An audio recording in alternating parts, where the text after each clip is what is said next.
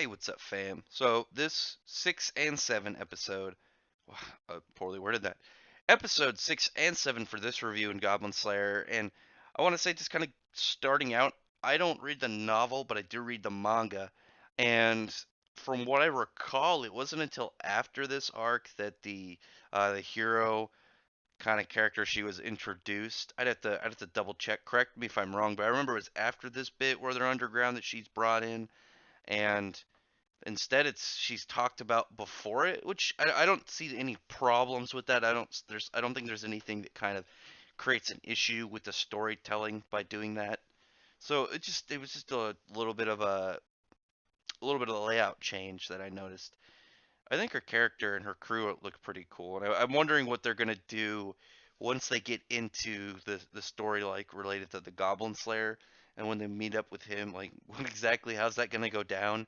Just like she's pretty like powerful, noble, and stuff, and she's gonna beat the Goblin Slayer, and he's just gonna be like, "Excuse me, I know you're trying to save the world and all, but I have goblins to kill, so I'd appreciate if you'd let me do my job."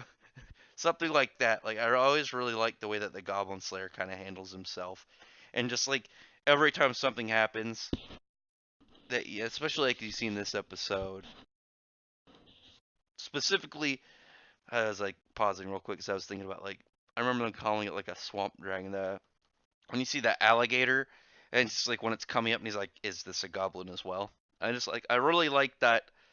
I always really like that straight one track mind of goblins with him, and it's not just like I really want to kill goblins. I hate goblins, and it's like, man, this guy's pissed off. He's dedicated. It's that hard obsession that I think is very interesting and fun about him, of wanting to kill him, and just like he's only ever got goblins on the brain. But going to more of the content of this episode, without just like some of the more badass action scenes, is you got like the Sword Maiden. She's like one of the big adventure deals within like the land. They beat the Demon Lord once before, and she looks pretty cool.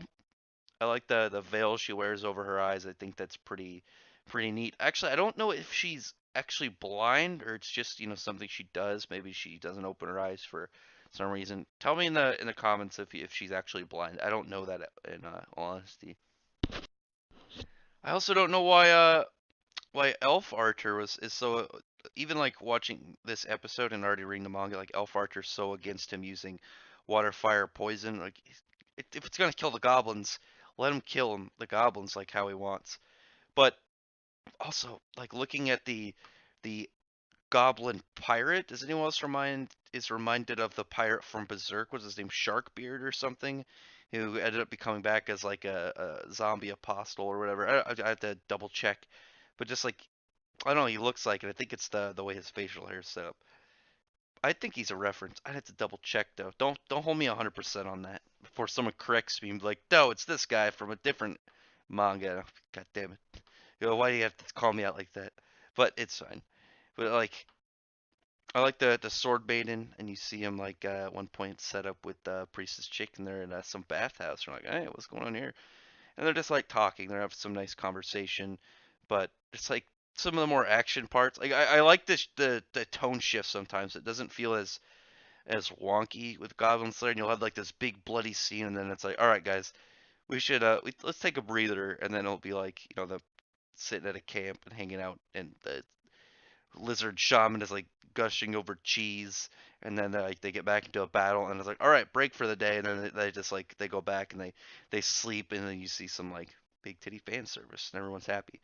But like the fight with them, and they have like put up the barrier with priestess girl's protection, goblin slayer, and the shaman lizard dude go like onto the boat after he throws like this. It's like I'm just gonna go with like equivalent of like tear gas.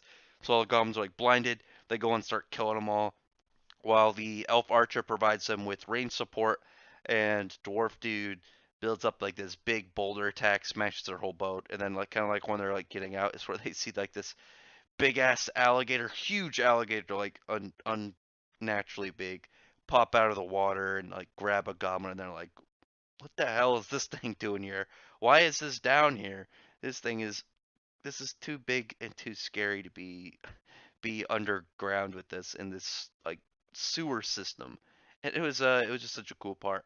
But after that, it was a very intense one in seven. I didn't think they were gonna put all of it into one episode, but I was fine with it when you see them kind of go into like that kind of like big encounter with a large group of goblins and that goblin. I think it was a goblin champion at the. And again, I had to double check just on some of the categorizing of them, but him getting like that heavy hit on the goblin slayer and really messing him up.